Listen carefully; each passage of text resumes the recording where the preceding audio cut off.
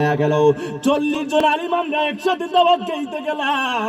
যাওয়ার পরে ওই জায়গার মধ্যে মিলাদ হইল, কিয়াম হইল, দোয়া হইল। আমাদের সাথে একজন হুজুর ছিল, ওই হুজুরটা মিলাদ করছে, দোয়া করছে, কিয়াম করছে। দোয়াটা করতে ধীরে হঠাৎ কইরা দেখলাম উনার শ্বাসটা বন্ধ হয়ে যাচ্ছে, উনাকে গ্যাস দেওয়া হলো। সাথে সাথে এই লোকটা 3 বার আল্লাহর ডাক দিছে, 3 বার আল্লাহর ডাক দিয়া সাথে সাথে দুনিয়ার জমিন থেকে বিদায় নিয়ে গেছে। ওই সময় চিন্তা করলাম, আল্লাহ আমরা তো 40 জন আলিম একসাথে আসলাম, যাওয়ার সময় আমরা 39 জন গেলাম, একজন শেষ হয়ে গেল, দুনিয়ার জমিন থেকে বিদায় নিয়ে গেল। এ আমার বন্ধু, ও আমার সোনারগাঁয়ের বাবা, মরণের কোনো গ্যারান্টি নাই রে। এই মুহূর্তে যদি আরজাইল আলাইহিস সালাতু ওয়াস সালাম এই চুনারঘাট রানীকুটের জমিনে, বগাডুবির জমিনে যদি আয়েশা বলে এ তোমার সময় হয়ে গেছে, তোমার আমি নিয়ে যাব, এখন আপনি যদি বলেন না আমার 2টা মিনিট সময় দেন, আমি 2টা রাকাত নফল নামাজ আদায় করব, দিবনি? একটু জবান খুলে বলতে হবে, দিবিনি? না না না, ও আমার বগাডুবির বাবা, আমার আজরাইল আলাইহিস সালাতু ওয়াস সালাম ওই সময়টা দিবে না। এই জন্য সময় থাকতে আপনি আমার মাওলারে ডাকা শুরু করেন। এখনো সময় আছে, মাওলার প্রেমে পাগল হয়ে যান, আমার নবীর প্রেমে পাগল হয়ে যান। এ আমার বন্ধু, ও বাবা, এই মরণের কোনো গ্যারান্টি নাই, যে কোনো সময় মরণ হয়ে যাইতে পারে। আমার মরণের কতদিন বাকি আমি জানিলাম না গো আল্লাহ, মরণের কতদিন বাকি। কষ্টিব এটা আমার সাথে বলেন, আমার মরণের কত আমি জানিলাম না গো আল্লাহ, মরণের কতদিন বাকি। আর আজরাইল হাসিয়া যখন হস্তে দিবা দড়ি, আজরাইল সিংহা যখন হস্তে দিবা দড়ি, তখন আমার মনা বাই করবা লুকালুকি আমি জানিলাম না গো আল্লাহ, মরণের কতদিন বাকি। আমার মরণের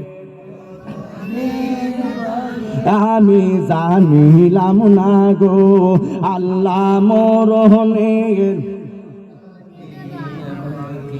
আর 40 দিনের আগে বাইরে মৌতের নিশানি। মারহাবা কইতেন না? তওবা নামক একটি গাছ আছে, ওই গাছের নিচে আজরাইল আলাইহিস সালাতু ওয়াস সালাম বৈশা রইছে। ওই গাছ থেকে যে লোকটা মারা যাইব তার 40 দিন আগে এলান হয়ে যায়, খবর হয়ে যায়। তখন আজরাইল আলাইহিস সালাতু ওয়াস সালাম উনার কাছে আসা শুরু করে, এ বান্দা, আল্লাহর বান্দা, আল্লাহর গোলাম, এখনো সময় আছে, তুমি মাওলারে ডাকো, কারণ তোমার আর বেশি দিন বাকি নাই। এই জন্য বলছে 40 দিনের আগে বাইরে মৌতের নিশানি, 40 দিনের আগে বাইরে মৌতের নিশানি, জমদুতে বা ইন্দানি বা চোখে দিয়া আন্দি আমি জানিলাম না গো আল্লাহ, মরণের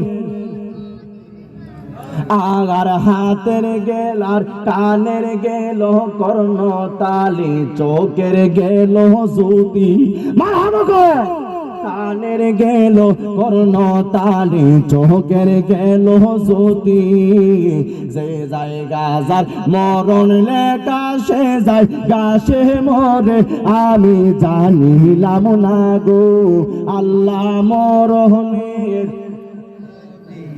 বাকি।